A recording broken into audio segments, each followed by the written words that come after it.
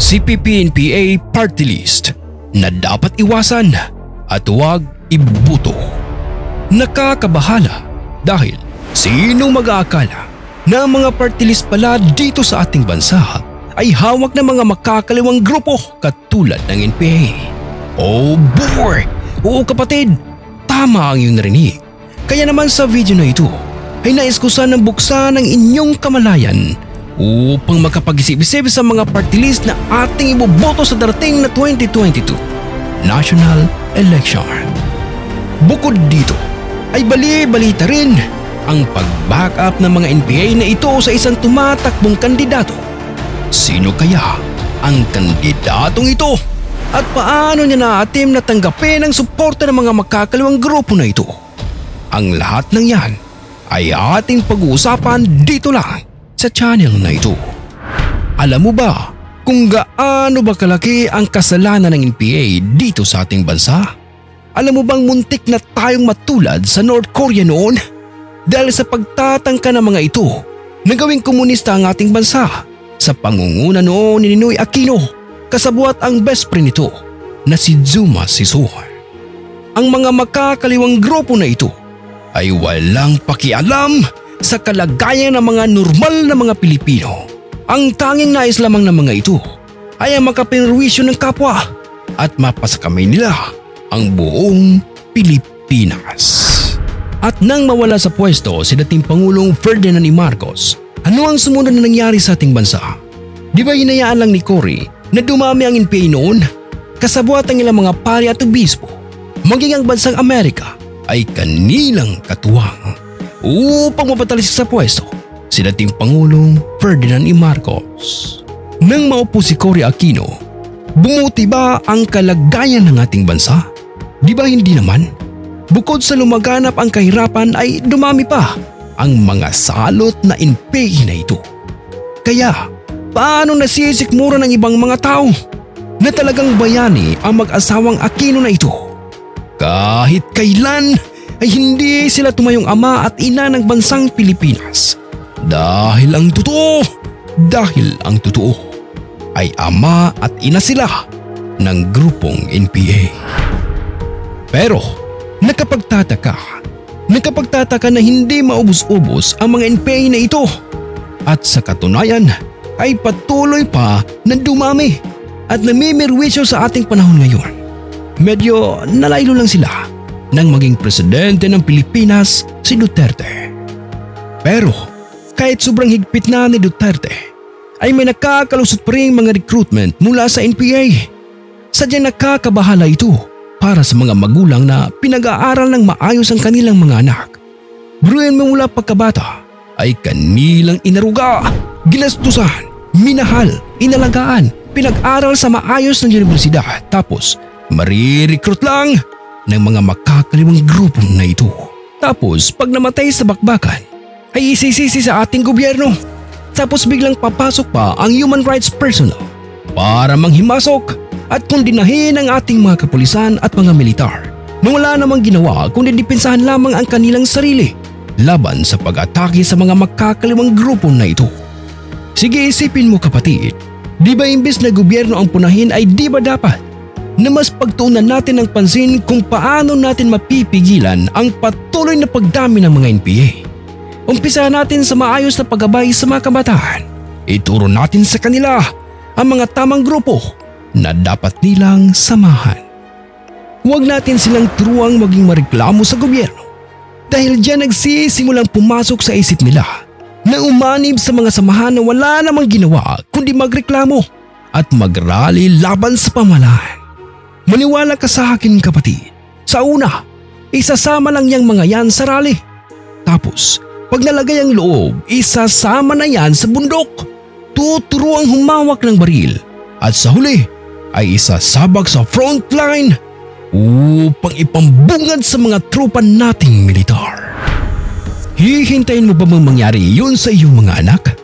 Kung hindi ay dapat mo silang gabayan habang bata pa at piliin kung saang universidad mo sila ipapasok. Dahil maniwala ka man sa akin o hindi, ay may ilang mga universidad talaga dito sa ating bansa na talamak ang recruitment sa NPA at iba pang mga makakaliwang samahan.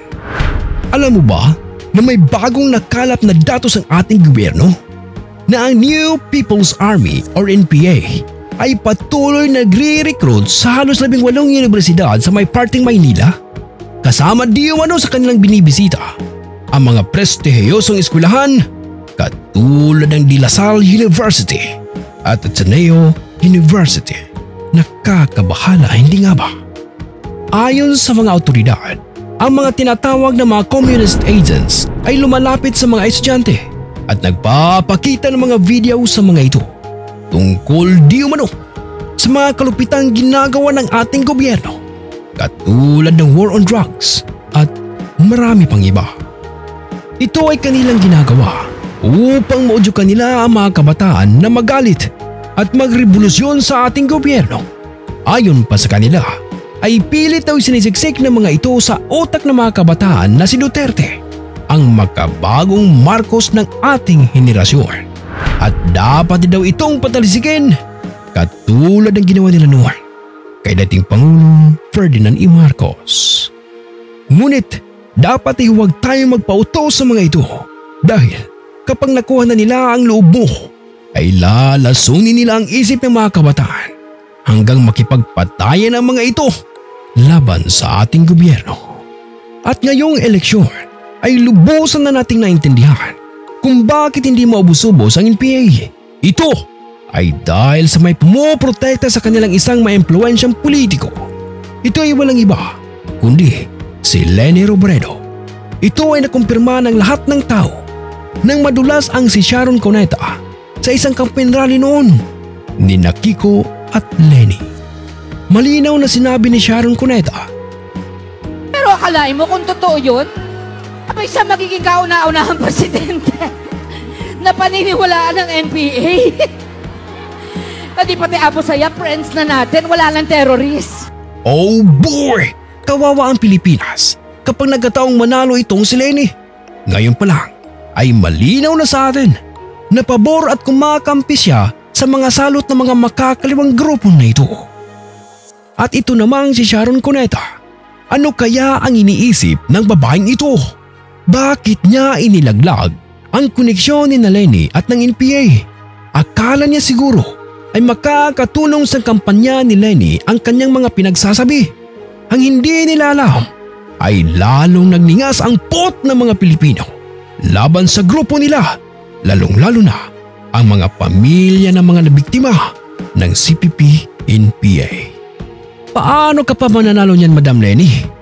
Kung pati ang mga personalidad at mga celebrity na sumusuporta sa iyo ay mga lutang din at hindi alam ang kanilang mga pinagsasabi. Talagang isang malaking kalukuhan kapag nanalo pa ito sa halalan. At huwag sana kayong magkakamaling ulitin ang ginawa ninyong pandaraya noong 2016 election dahil gising na ang sambayan ng Pilipino. Subukan ninyong mandaya at makikita niyo ang totoong people power. Ito ay mensahe at babala sa mga dilawan at makakaliwang grupo. Huwag kayong magkakamali na ulitin ang pandarayang ginawa ninyo noong 2016 sapagkat aanhin mo ang pagkapanalong nakamit mula sa pandrugas at pandaraya kung galit naman sa iyo ang mga taong nasasakupan mo.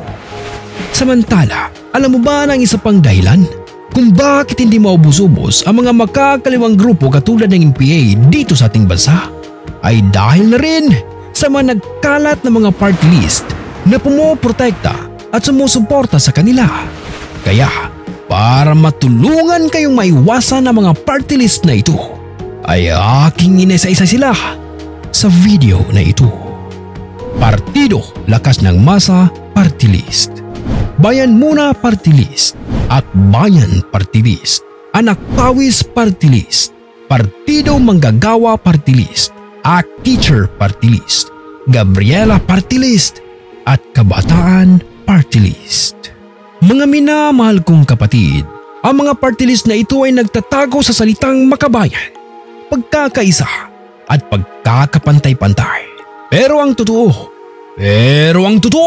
ay wala namang ginawa ang mga ito kundi magrally at magreklamo sa ating gobyerno bakit noong panahon ni Pinoy tahimik ang mga ito kahit sa namakmak ang mga pinagbabawal na gamot sa buong bansa at maraming inosenteng sibilyan ang napaslang ng mga NPA.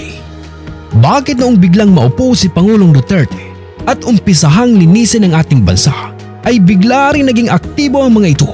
Ito ay dahil ang mga party list na ito ang sumusuporta at pumuprotekta sa mga makakaliwang grupo. Kaya kapatid, mag-isip-isip ka kung tunay mong mahal ang bansang Pilipinas ay huwag mong iboto ang mga party list na ito.